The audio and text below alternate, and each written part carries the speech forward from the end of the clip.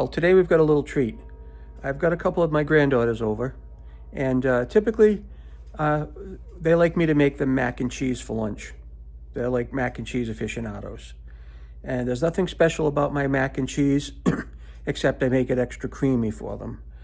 So today they insist that I'm making a video of how I make my mac and cheese so I can post it so that their parents can copy my recipe.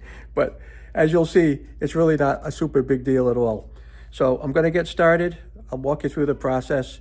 Here we go. Okay, this is what I make. The Kraft mac and cheese. No artificial flavors, preservatives, or dyes. Not a big deal, right? Nothing fancy, nothing complicated. Just basic, simple mac and cheese. Now, I'm gonna make it in an all-clad pan. Not that that matters. But I don't even measure the water. I just put enough in what I think is enough.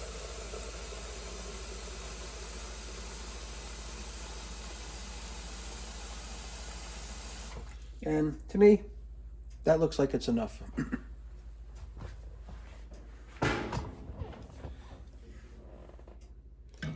Now, I've got a 4-burner stove here, and it's kind of interesting because all the burners, each burner is a different size. I've got super small burner over there, a massive burner over here, a small size burner here, and then a large size burner in the back. I don't know why, but when I make anything on the stove, I always use the small burner in the front. All right, and that's just what I do, and I don't know why, but that is the case of it. So we're going to let this cook and come to a boil. That's my first step. So we're going to let this what I call percolate for a little bit and come to a boil, and then we're going to continue on with the next phase of this project. In the meantime, I'm just going to open the box. That's all I'm going to do. I'm just opening up the box. And I'm taking the packet out. Okay.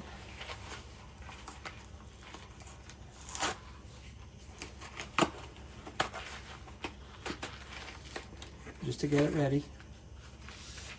You see? That's all it is. That's the packet.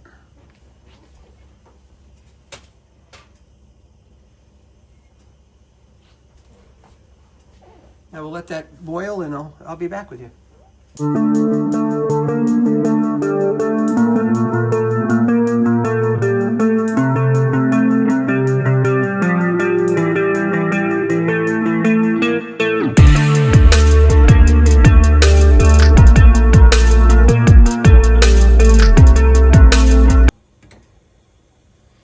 And see how fast that boils? That is crazy.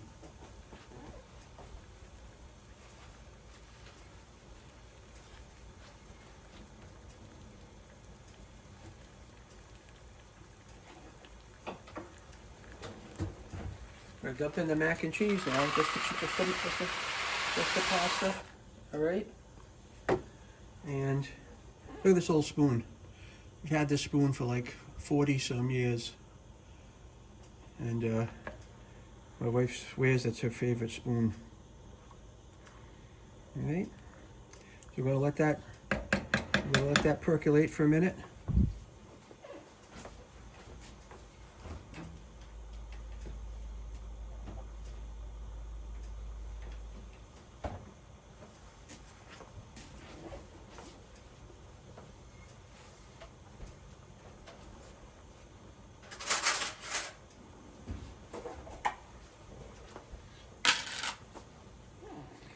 I normally take just a little bit of butter, just a little, and I drop it on top of the water, okay?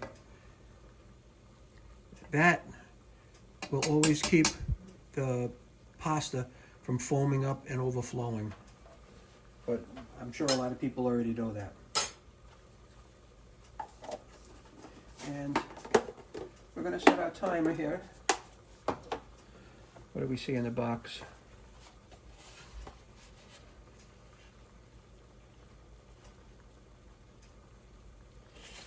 Alexa, Set timer for 6 minutes. 6 minutes, starting now.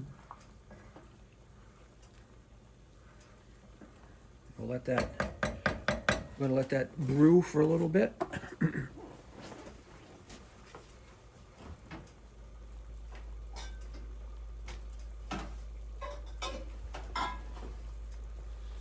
I'll use a little bit of half and half, and I'll use some skim milk too.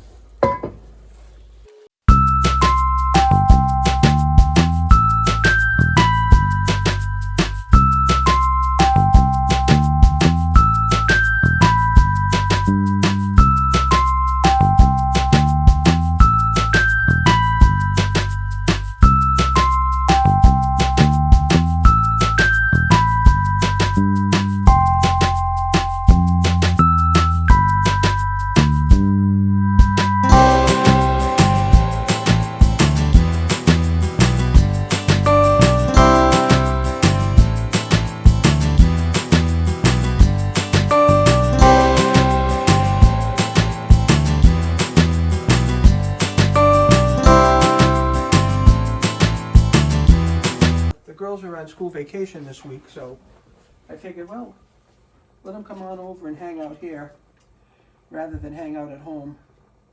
Give them a little change of scenery. And so one of my things I do for them is make them this extra creamy mac and cheese. All right, so this is going to be ready now, right? Let's get ourselves going over to phase 2 of this this cookery that we got going on here. All right. Here we are.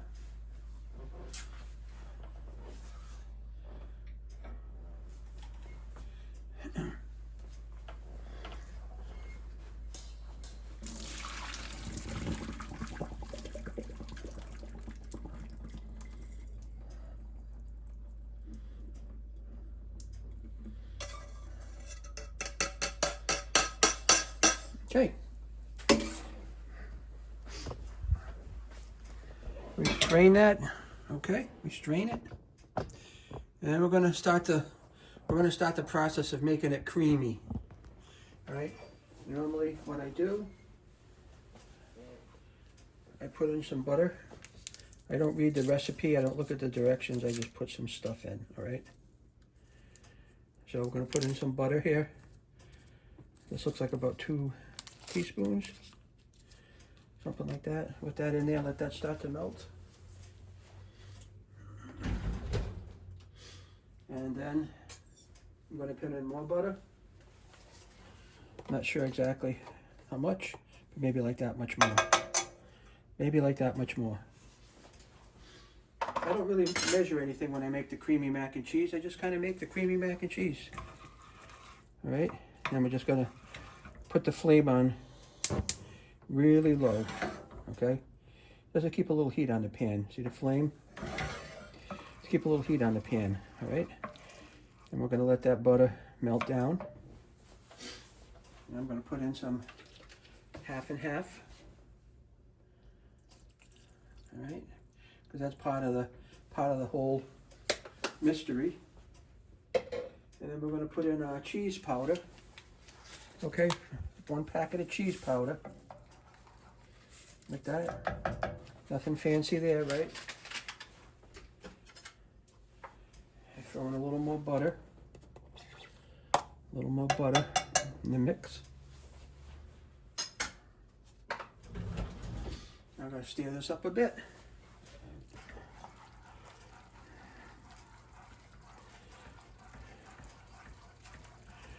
And the girls love this. I don't know. They all love it when I make it. But the secret to the creamy mac and cheese, if you must know, is when you serve it, you say, girls, Papa has made the most extra creamy mac and cheese in the whole world. And they say, whoa. And when they eat it, they just absolutely love it. Now, what I got in here is a little bit of half and half butter, as I want to put in there. The packet of powder. Just waiting for that little extra piece of butter to melt there. And we're going to serve it up and cool them down. And maybe just a little bit splash more of milk. This is skim milk, but Just a little bit of a splash more. It kind of makes it liquidy, and with the butter, makes it a little more creamy. As you can see, it is a little creamy. See? It looks extra creamy. I think it's just an illusion. So if I was a magician, this would be my magic trick. Making mac and cheese look extra creamy. What do you guys think? You think your grandkids would like that? Look at how creamy it looks. Let's get you right close in here. See how creamy that looks? Beautiful. I gotta tell you, there won't be a drop of this left when I serve it up. We'll shut the stove off. Move it over here.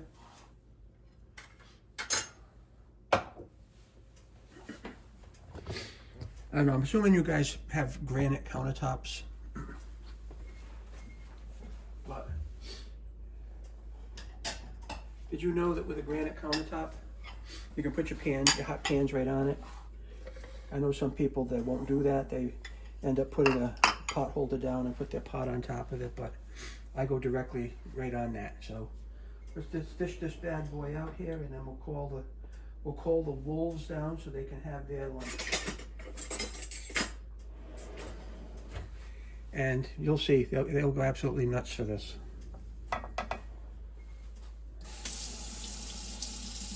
They really love it. Look how creamy. How creamy that is.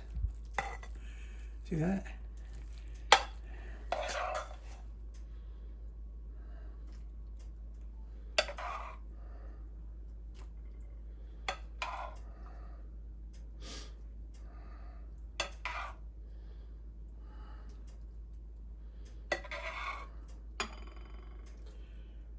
Girls! Creamy mac and cheese!